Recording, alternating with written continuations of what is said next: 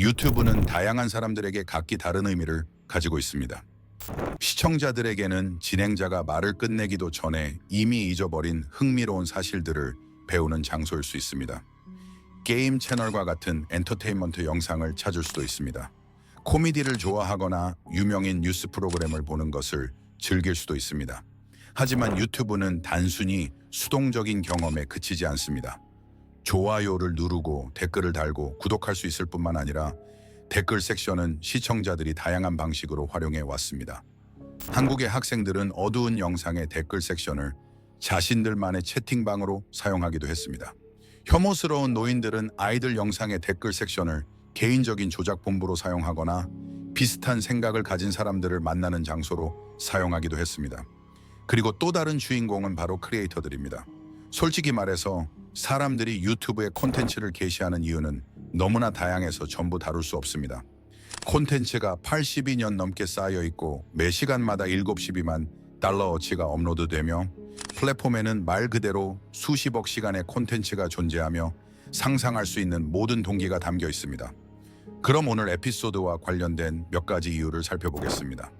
일부 콘텐츠 제작자들은 창의적으로 완전히 고갈되어 단순히 현재 유행하는 것들을 따라가며 더 많은 돈을 벌기 위해 클릭을 얻을 수 있을 것 같은 것을 무작정 게시합니다. 오늘 에피소드에서 중요한 또 다른 동기는 절박한 도움의 외침입니다. 일부 제작자들은 정상적인 삶에서 너무 고립되고 괴롭힘을 당하며 외로움을 느껴서 인터넷에서 인정받기를 간절히 바랍니다. 자신이 조금이라도 의미 있는 존재임을 확인받고 싶어 합니다. 그러나 이러한 인정은 낯선 사람들로부터 받는 것이라면 결코 충분하지 않을 것입니다. 일상생활에서 자신이 무가치하고 하찮다는 느낌을 받으면서 가족이나 교사에게 드러내놓고 관심을 구하는 것은 전혀 필요하지 않은데도 말이죠. 이는 사람의 정신에 큰 영향을 미칠 수 있습니다. 그러한 정신적 고통이 충분하지 않다면 자신의 인생에서 주변 사람들에게 확인된 것처럼 느껴지는 무가치함을 경험할 뿐만 아니라 자신이 속하지 않는 몸에 갇혀있는 상태를 상상해 보세요. 매일 아침 남성의 몸으로 깨어나 자신이 또한 유령인 만화 소녀라고 생각하는 고통을 상상해 보세요. 죽음만이 남성으로 태어났다는 억압의 고통에서 벗어날 수 있는 유일한 해방이라고 여기는 상태를 말입니다. 랜디 스테어는 1992년 9월 17일 펜실베이니아주 댈러스에서 태어났습니다. 그는 부모님과 형과 함께 자라며 비교적 평범한 어린 시절을 보냈습니다. 랜디는 항상 내성적이고 사회적으로 불편해했습니다. 그는 다른 사람들과 가까이 있는 것을 특히 좋아하지 않았습니다. 그는 이를 이해할 수 있는 관점으로 여겼습니다. 왜냐하면 사람들은 최악이기 때문입니다. 그렇지 않았다면 미스터 디텍티브라는 프로그램이 존재하지 않았을 것입니다. 그의 인간 혐오적인 면을 제외하고 랜디는 그다지 알려지지 않은 외로운 사람의 전형적인 어린 시절을 보냈습니다. 그의 가족과 이웃들은 뉴스에서 믿을 수 없어요. 항상 착한 아이로 보였어요. 라고 말하는 그런 아이였죠. 이것이 바로 랜디에 대해서도 똑같이 말할 것입니다. 그의 동료들조차도 그렇습니다. 정말로 충격적이며 그에게 얼마나 적은 관심을 기울였는지를 보여줍니다. 고등학교에 들어갔을 때 랜디는 이미 정신질환의 징후를 보이기 시작했습니다. 그는 죽음에 집착했고 자살에 대해 이상적인 관점을 가지고 있었습니다. 그는 명백히 심각한 우울증을 겪고 있었지만 그 이상의 문제, 즉 그의 우울증이 단지 증상일 뿐인 더 심각한 근본적인 상태가 있었는지는 우리로서는 알 수 없습니다. 랜디는 치료나 상담을 받는 것에 대해 혐오감을 가졌으며 그건 너 자신을 바꾸는 거야 라고 주장했습니다. 그가 자신의 모습에 대해 그다지 행복하지 않았던 것처럼 보인다는 점을 고려할 때 그것이 반드시 나쁜 것은 아니었을 것입니다. 그의 우울증에 기여한 한 가지 가능성이 있는 요인은 그가 경험한 엄청난 성별 불일치였겠지만 이는 나중에 더 이야기할 것입니다. 고등학교 시절로 돌아가서 랜디는 약간의 괴롭힘을 당했지만 그의 설명에서는 명확하게 정의되어 있지 않습니다. 단순히 그 또래 아이들이 서로에게 하는 가벼운 언어적 놀림 정도로 보입니다. 문제의 첫 번째 신호는 영어 수업에서 작성한 에세이의 형태로 나타났습니다. 랜디가 쓴 모든 이야기의 끝에는 등장인물들이 모두 죽거나 때때로 자살하는 결말이 있었습니다. 그의 선생님은 랜디의 어두운 내용에 대해 한마디도 하지 않았고 그의 부모님에게도 연락하지 않았습니다. 우리가 가지고 있는 정보의 대부분은 랜디 자신의 일기와 비디오에서 나온 것입니다. 일반적으로 정신적으로 불안정한 살인자를 신뢰할 수 있다고 생각하지 않지만 그가 공개적으로 이야기한 종류의 일들을 고려할 때 그것이 거짓말일 가능성은 낮아 보입니다.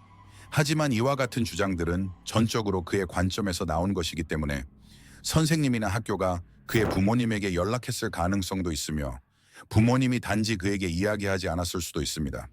랜디가 고등학교에 들어갔을 때 괴롭힘은 상당히 심해졌습니다. 다른 아이들은 그를 조롱하고 동성애 혐오적인 모욕을 던졌으며 그는 고등학교 내내 혼자였습니다.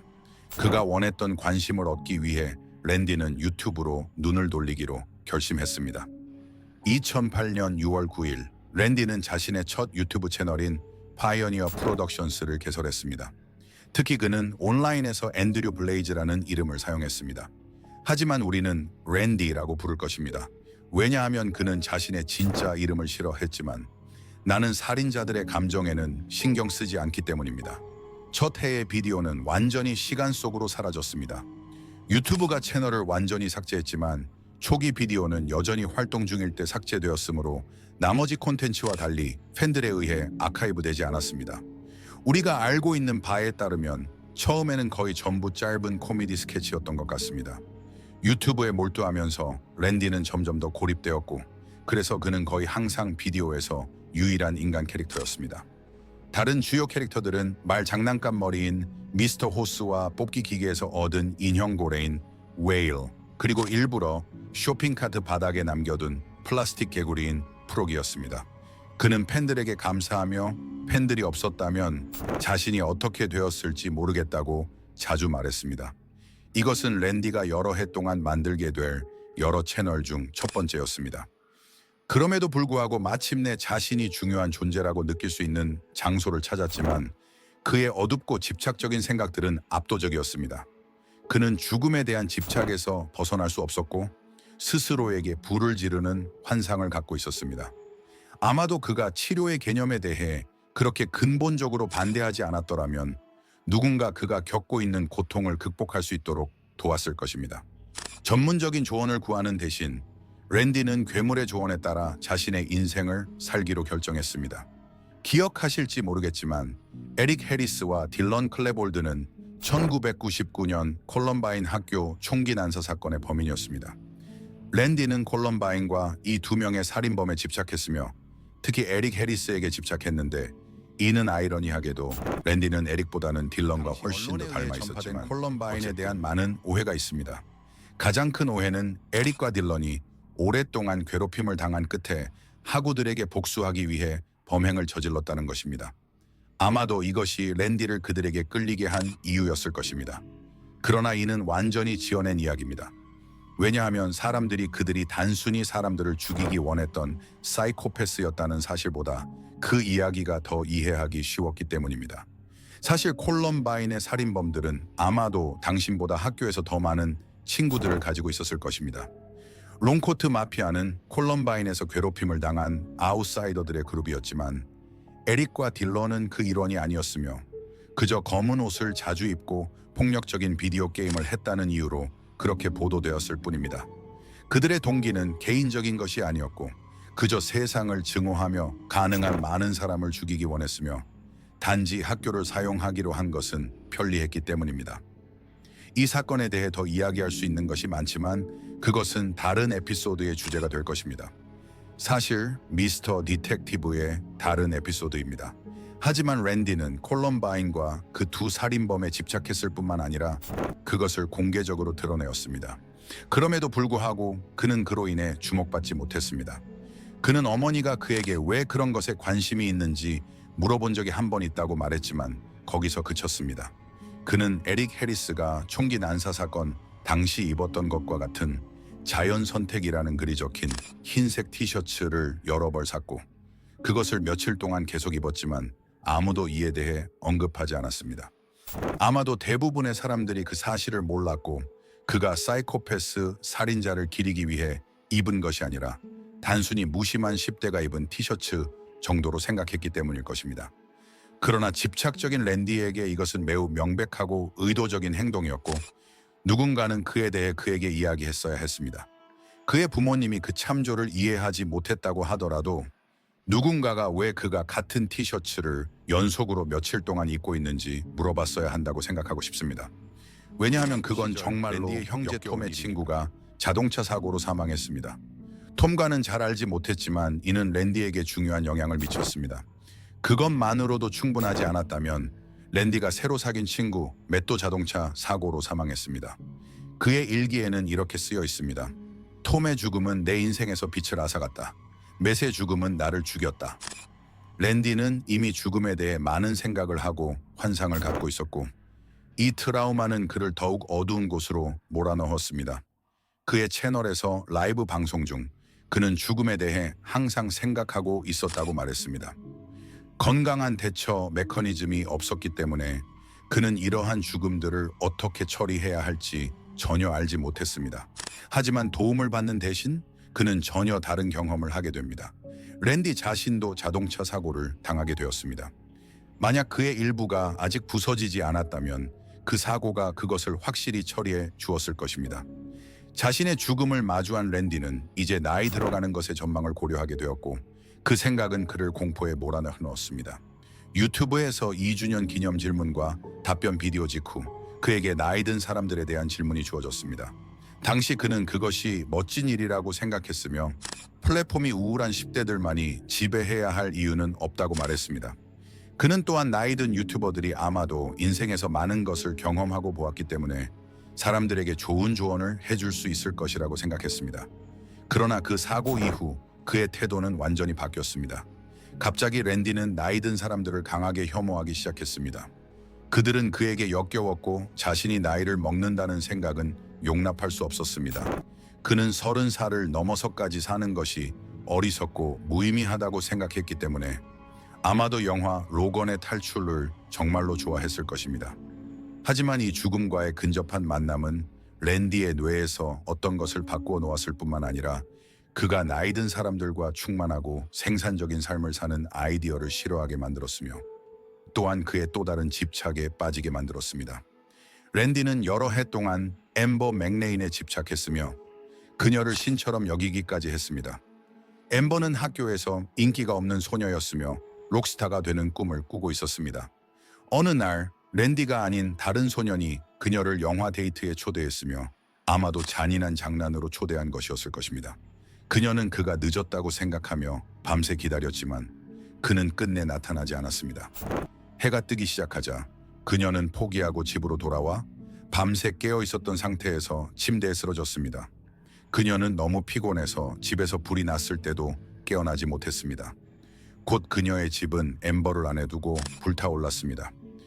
엠버는 죽은 후에도 자신의 꿈을 이루었으며 자신의 초능력을 이용해 세계 정복을 시도하며 록스타의 지위를 얻었습니다. 엠버는 자신의 이름을 부르는 사람들로부터 힘을 얻었습니다. 그리고 만약 아직 알아차리지 못했다면 그녀는 만화 캐릭터입니다.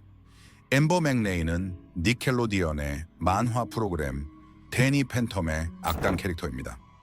하지만 어떤 이유에서인지 이 프로그램과 이 캐릭터는 랜디에게 깊은 울림을 주었습니다. 랜디와 마찬가지로 엠버도 유명해지기를 원했던 인기가 없는 학생이었습니다. 누군가가 자신을 보고 알아주기를 원했습니다. 랜디 또한 자신의 이름을 부르는 사람들로부터 힘을 얻고 싶어 했지만 이 경우에는 은유적인 의미였습니다. 엠버는 랜디에게 모든 것이었습니다. 데니 팬텀은 단순한 프로그램이 아니라 그의 삶이었습니다. 저는 이 프로그램이 그에게 정말 중요했다는 것을 의미하는 것이 아니라 그는 이 모든 것을 믿는 것처럼 보였습니다. 즉 유령 만화 세계와 그 속에 있는 캐릭터들이 실제로 존재하며 그곳이 그의 삶이 있어야 할 곳이라고 믿었습니다.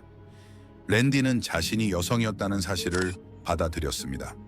그래서 이제부터 그녀에 대한 대명사를 그녀로 사용할 것입니다. 불행히도 랜디의 정신은 완전히 파괴되었으며 그녀는 자신이 단순히 여성이 아니라 유령 소녀라고 생각했습니다.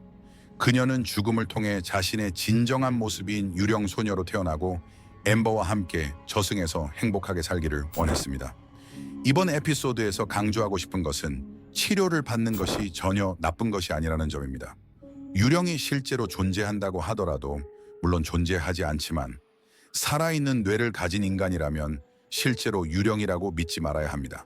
하지만 만약 유령이 실제로 존재한다면 우리 모두가 어쨌든 인간의 몸에 갇혀 있는 것 아니겠습니까? 정말 생각해 볼 만한 문제입니다. 그렇죠?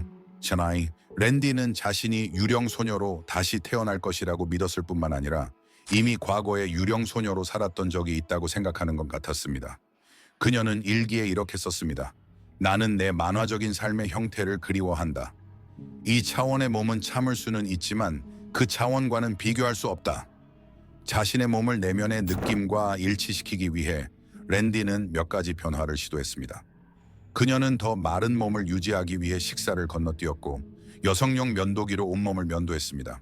처음에는 면도기를 숨겼지만 나중에는 다른 미용 제품들과 함께 욕실에 그대로 두었습니다. 랜디에게 실망스럽게도 아무도 이러한 것들에 대해 언급하지 않았습니다. 그녀는 면도기나 다른 여성용 욕실 용품에 대해 전혀 언급을 받지 못했고 그녀가 식사를 건너뛸 때조차 가족들은 전혀 눈치채지 못했습니다. 이는 그녀의 무가치함에 대한 느낌을 더욱 악화시켰습니다. 이 기간 동안 랜디는 또한 자신의 여성 의류를 구매하기 시작했습니다.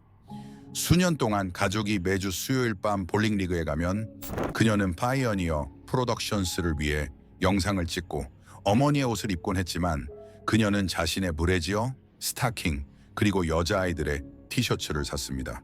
또 다른 자연선택 티셔츠를 포함하여 만화 캐릭터가 실제라고 믿고 죽음이 당신을 그 캐릭터들과 함께 살게 해줄 것이라고 믿는 것은 꽤나 미친 짓이지만 걱정 마세요. 이제 훨씬 괴롭힌 것들인지 아니면 단지 무자비한 자백들인지는 명확하지 않지만 비디오에서 살해된 학생들이 이름으로 언급되는 것을 고려하면 나는 전자일 가능성이 더 크다고 생각합니다.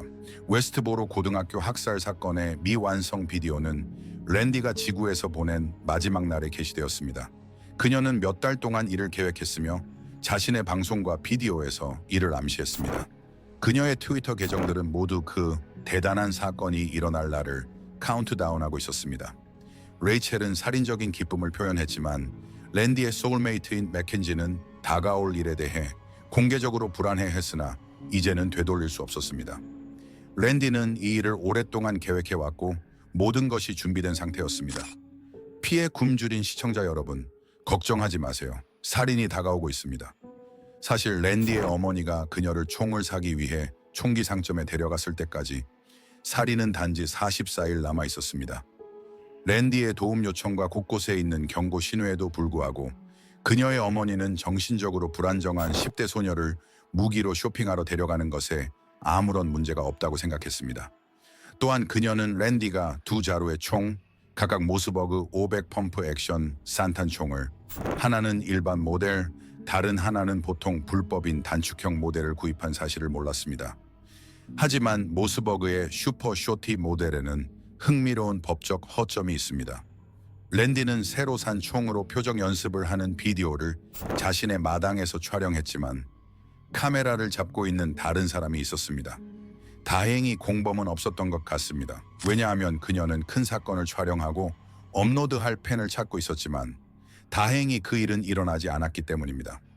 원래 랜디는 2019년 5월 7일을 중요한 날로 삼고 싶었는데 왜냐하면 5, 7, 19이라는 숫자는 EGS에 해당하며 이날이 그녀가 인간의 형태를 떠나 자신의 상상 속 유령 친구들과 함께 살기로 한 날이었기 때문입니다. 그러나 그녀는 그날이 오기까지 지구에서 2년 더 지내야 한다는 것을 깨닫고 그럴 수 없다는 결론을 내리고 대신 자신의 첫 유튜브 채널 기념일인 6월 9일을 목표로 삼았습니다. 에릭 해리스의 혐오스러운 발자취를 따라 랜디는 두 자루의 산탄총에 레이첼과 맥켄지라는 이름을 붙이고 총에 그들의 이름을 새겼습니다. 또한 에릭이 했던 것처럼 그녀도 총 손잡이에 테이프를 감았습니다. 몇 개의 프로판 탱크도 있었지만 그것들은 에릭에게는 잘 작동했으나 랜디에게는 그렇지 않았습니다. 그녀는 예정된 살인 날짜를 하루 늦추기로 했는데 이 경우 하루 일찍이 아니라 하루 늦게 진행되었기 때문입니다. 중요한 날을 일주일 앞두고 그녀는 결정해야 했습니다. 집에서 자살할 것인가 아니면 학살을 저지르고 그 자리에서 자살할 것인가. 이 어려운 결정을 앞두고 유일한 논리적인 선택은 동전을 던지는 것이었고, 물론 이벤트의 무결성을 유지하기 위해 동전 던지기는 카메라로 기록되어야 했습니다. 1983년 동전이 3번 던져졌고 3번 중 2번이 결정적이었습니다. 동전이 앞면이 나오면 랜디는 집에서 자살하고 뒷면이 나오면 학살을 저지르고 그 자리에서 자살할 예정이었습니다. 랜디는 이 운명적인 게임을 실행하기 위해 뒷마당으로 갔습니다. 첫 번째 던지기는 뒷면이 나왔고 따라서 두 번째는 앞면이 나와야 했으며 모든 것이 마지막 던지기에 달려 있었습니다. 랜디는 동전을 예정보다 더 멀리 던졌고 카메라를 들고 잔디밭에서 동전을 찾으며 카메라로 확대하려고 시도했습니다. 동전은 뒷면이 나왔습니다. 내가 듣기에 랜디는 뒷면이라고 말할 때 극도로 실망한 것처럼 들렸습니다. 그녀는 관심을 원했고 이제 자신이 중요한 존재임을 느끼고 싶었고 남성의 몸에서 해방되기를 원했습니다.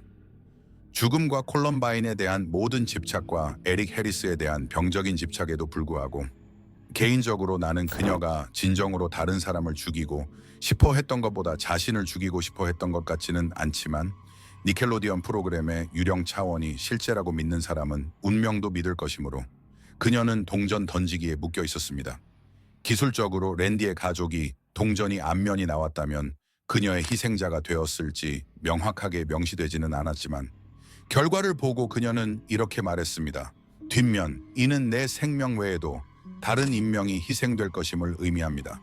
내게 이것은 만약 집에서 실행되었다면 단순한 자살이었을 것임을 의미한다고 생각하지만 나머지 모든 것이 세세하게 설명되고 기록되어 있는 만큼 우리는 완전히 확신할 수는 없습니다. 모든 준비가 완료되었고 랜디는 무기를 가지고 있었으며 장소를 정했고 그녀에 따르면 이제 필요한 것은 아이라이너를 구하는 것뿐이었습니다.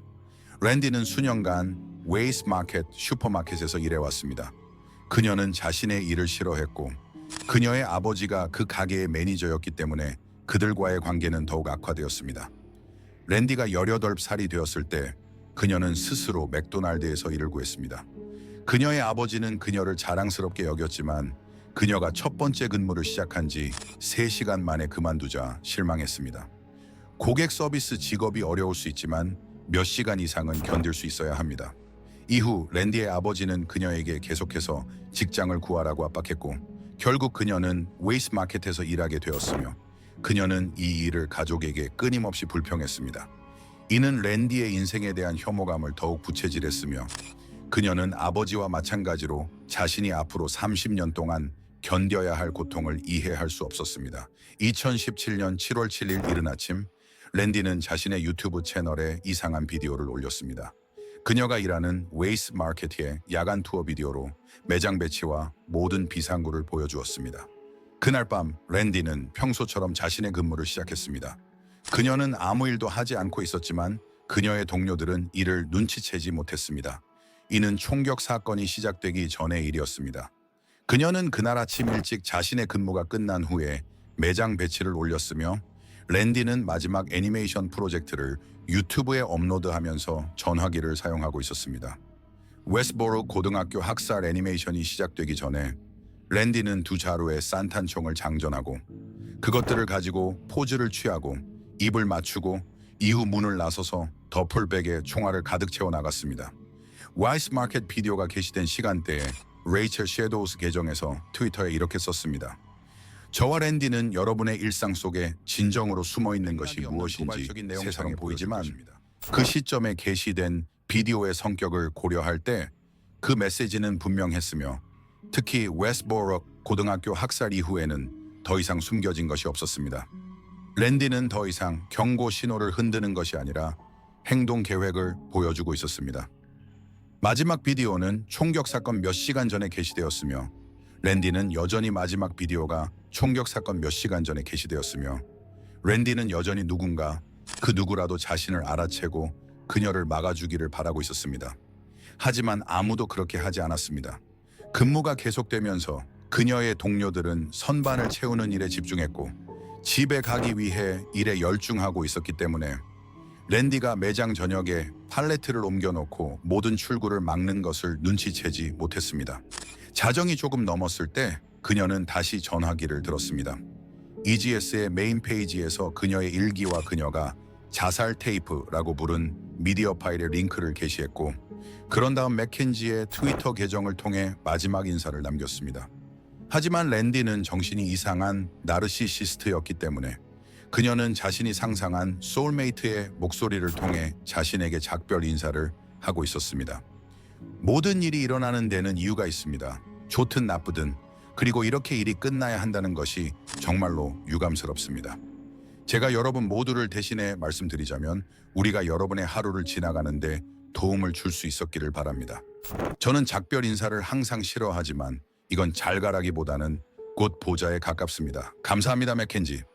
랜디의 계획은 이제 완벽하게 준비되었습니다. 그녀는 심지어 검은 아이라이너까지 바르고 있었으며 이제 그녀의 만화 캐릭터들 중 하나처럼 보이기 시작했습니다. 이제 남은 일은 정문 앞에 팔레트를 놓고 그녀가 더플백을 숨겨둔 곳에 문을 잠그는 것이었습니다. 그녀의 동료들은 여전히 아무것도 눈치채지 못했는데 이는 당신이 소매업에서 일해본 적이 있다면 솔직히 놀랄 일이 아닙니다.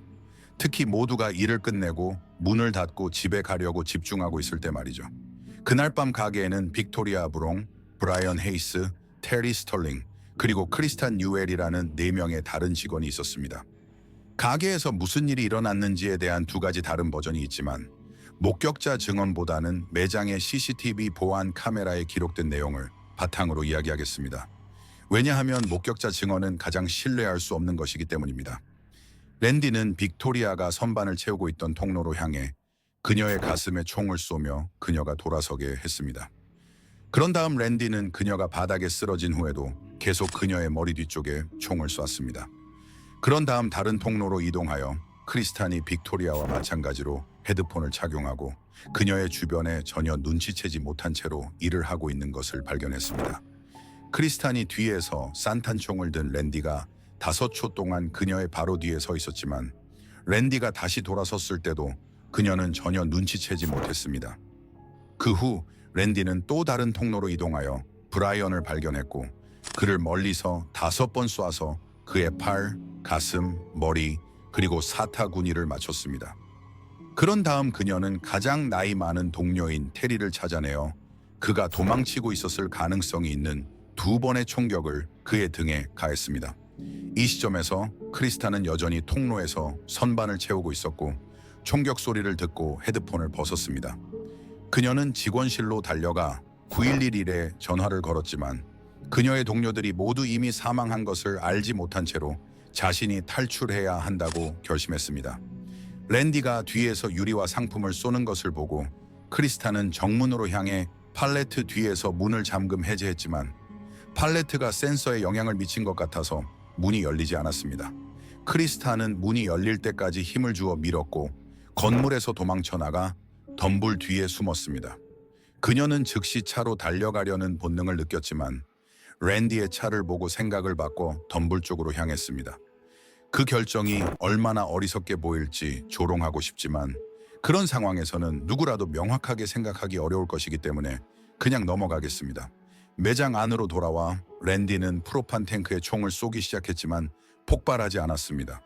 그녀는 가게와 함께 자신도 폭발하려 했으나 계획의 이 부분은 실패했습니다. 그녀의 계획의 다른 모든 부분이 철저하게 준비되었지만 프로판 탱크가 총에 맞아도 폭발하지 않는다는 것을 알아보는데 5초를 할애하지 않았다는 사실이 놀랍습니다. 그 부분이 실패하자 그녀의 유일한 선택은 가게의 정육 코너로 향해 산탄총의 총구를 입에 대고 반가쇠를 당기는 것이었습니다. 그녀의 마지막 트윗은 이렇게 말했습니다. 잘 가요 인간들. 당신들이 그리울 거예요.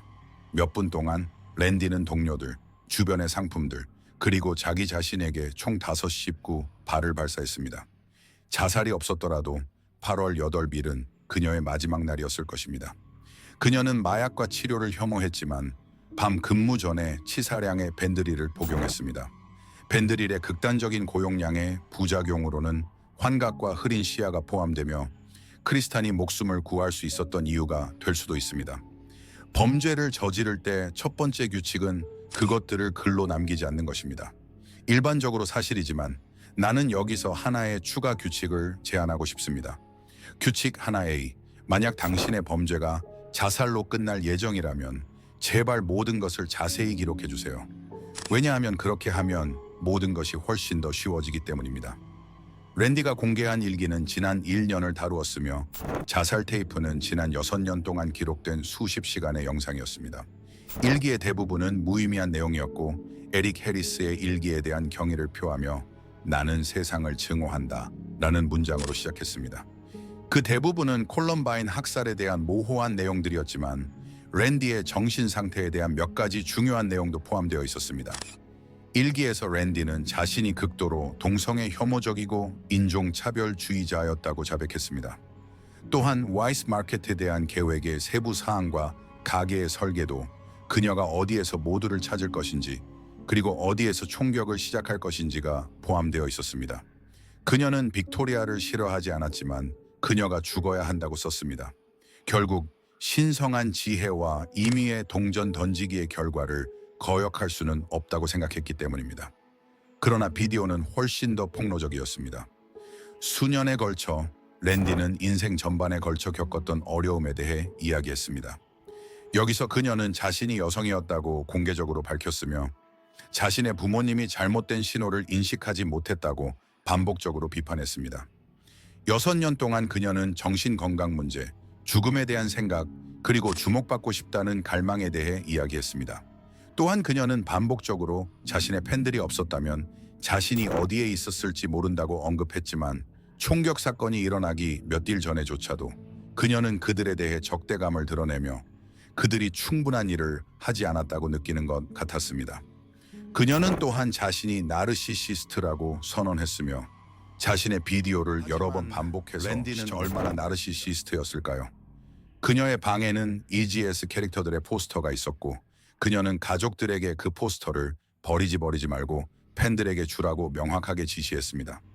왜냐하면 그녀가 포스터 뒷면에 서명했기 때문에 그것들이 큰 돈이 될 수 있었기 때문입니다. 이 점을 고려하면 그리고 랜디가 주목을 받기 위해 모든 것을 했다는 점을 생각하면 그녀가 자신이 전국 뉴스가 되지 않았다는 사실을 알았다면 큰 충격을 받았을 것입니다. 펜실베이니아의 뉴스 분석가들은 이 사건을 집중적으로 다루었지만 전국적인 뉴스 매체들은 여전히 FBI 국장의 해임에 초점을 맞추고 있었습니다. 사망자가 3명에 불과했기 때문에 이는 국가의 주목을 끌기에 충분히 큰 사건이 아니었습니다.